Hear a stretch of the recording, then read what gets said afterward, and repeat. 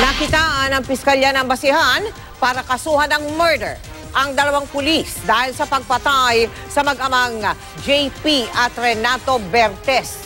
Sila po yung ikinulong sa presinto noong July 2016 pero napatay dahil daw nanlaban. Nakatutok si Steve Dailisan.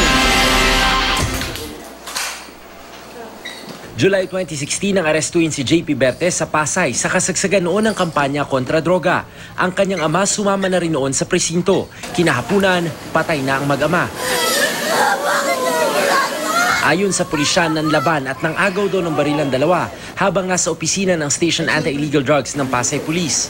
Sa resolusyong inilabas ng Pasay City Prosecutor's Office, nakitaan ng basehan para kasuhan ang tig-2 counts of murder sina PO2 Alipio Balo at PO1 Michael Tomas dahil sa pagpatay sa mag-amang Bertes. Lumabas sa investigasyon na nagtamo ng tama ng bala si Renato sa kanang bahagi ng ulo. Binaril din siya sa itaas ng dibdib at kaliwang balikat. Mas malaki raw si Renato kaysa kay PO2 Balo. Hindi raw niya mababaril sa bahaging ito kung nang-agaw siya ng baril. Marami rin siyang pasa na indikasyong binugbog muna bago pinatay. Si JP naman binaril sa kaliwang panga, kanang dibdib, kanang braso, likod at tiyan.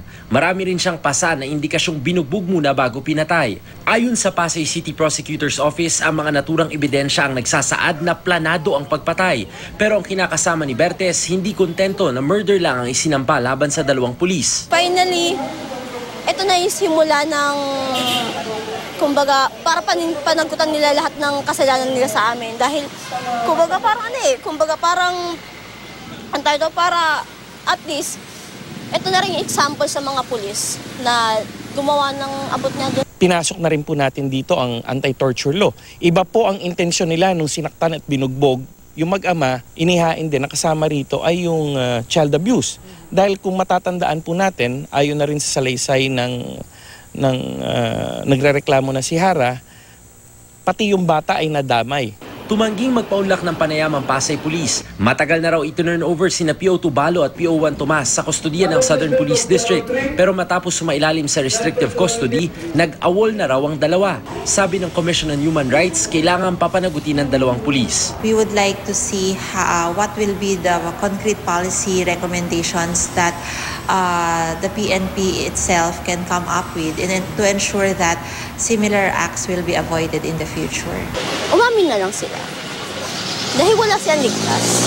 At anong sabihin nila, wala silang ligtas.